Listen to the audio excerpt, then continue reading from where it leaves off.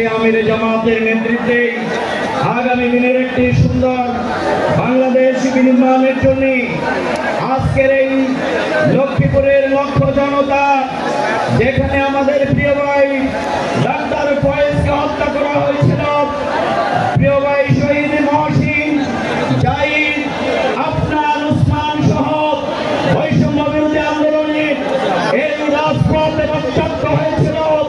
কিন্তু আজকের এই মহাসমুদ্র প্রমাণ করে জামাতকে নির্যাতন করে দমন করা যায় নাই।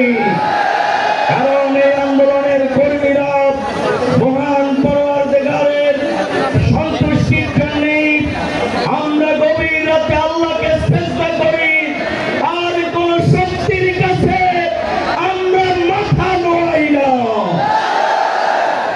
তাই আমরা বলবো, আওয়ামী লীগ জাতির উপরে ক্ষুব্ধ হয়ে শেখ হাসিনা দুটি প্রতিশোধ নিয়েছে।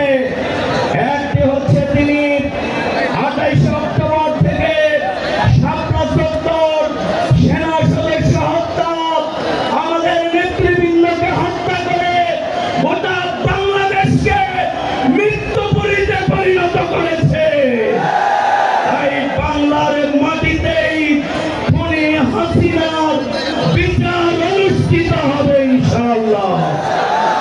আর তিনি এই আওয়ামী লীগ কেন শেখ মুজিবের